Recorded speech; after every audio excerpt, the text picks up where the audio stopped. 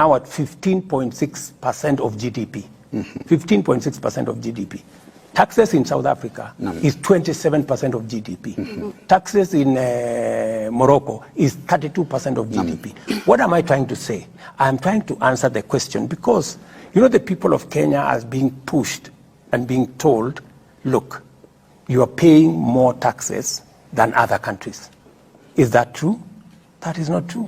Now, we are paying the same taxes like all countries that are in our same category. And let me tell you the difference so that you can take the chance. Let me tell you the category. If we go to the market, the countries that are in LDCs, they get a lower interest rate than those of us who are in middle income. So you cannot compare them and us. We are in a different category. And for your information, countries like France, their tax as a percentage of GDP is 45%. We are only at 15.6%. That's the difference. Na Mheshimiwa Rais, bado tuko kwa hili swala la shilingi na dola. Umezungumzia miradi tofauti hapa ambayo mmeweka katika mpango wa kuweza kupunguza hiyo dola ambayo shilingi iweze kuwa na thamani. Swala la mahindi umesema by mwaka ujao Aprili hapo pengine swala la mahindi tutapunguza kuimport na mambo kama hayo. Ukatajwa masuala kuhusu pia edible oil na miradi ambayo ipo. Lakini Mkenya pale nje anajiuliza watasubiri hadi lini hii shilingi iweze kupata thamani yake ili maisha yaweze kuwa sawa?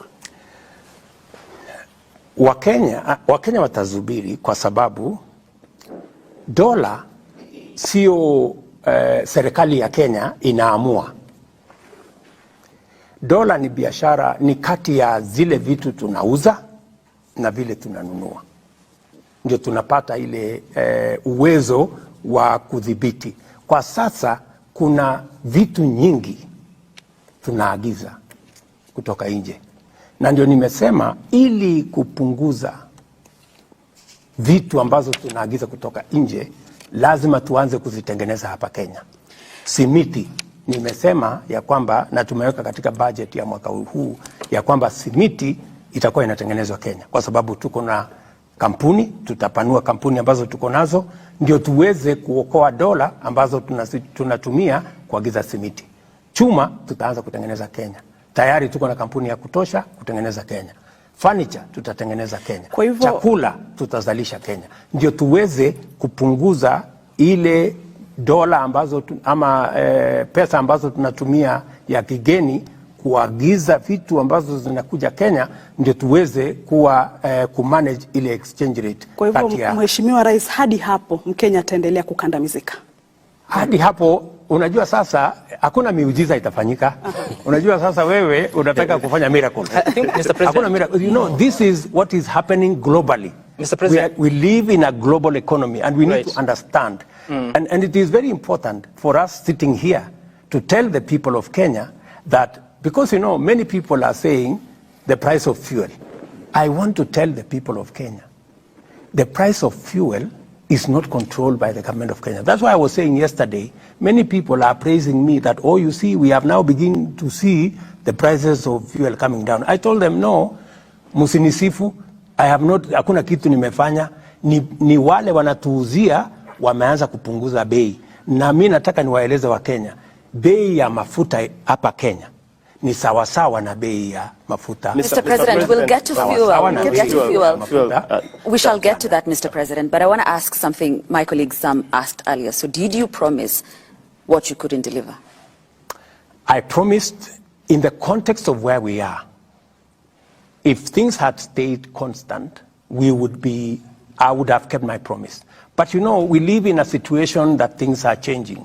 The world, we live in a global environment, that the prices are going up.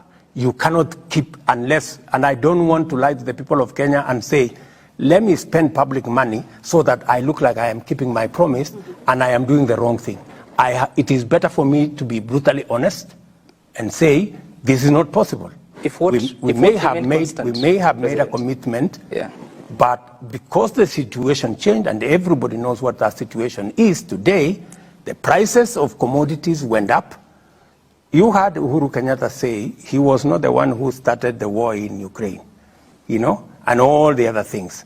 But that is okay. Mr. President, what we must be honest to ourselves is, are we doing the best to manage the situation so that doesn't flip and go in the wrong direction? And I want to tell you, yes. Mr. President, I thank you for that response. And to be brutally honest, just to pick up from where you are sitting, I think Kenyans know that it's actually true that government has a big role to play in terms of the fuel prices. It's not true that government doesn't play, because 40% of the taxes, between 40 to 45% of the fuel price in Kenya is actually government taxes. So government has a big role to play on that.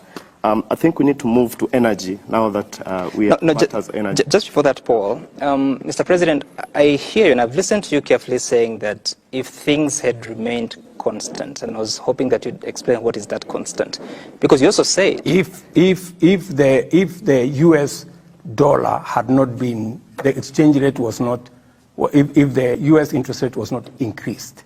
It was increasing already. It was increasing, but you know, it has reached a place where everybody thought it was going to stop. But the next 3-4 increases were completely unexpected. Even today, all of us expected that they would begin to come down, but they've decided to keep it. Okay, and Mr. President, and you see, while my good brother here said government has a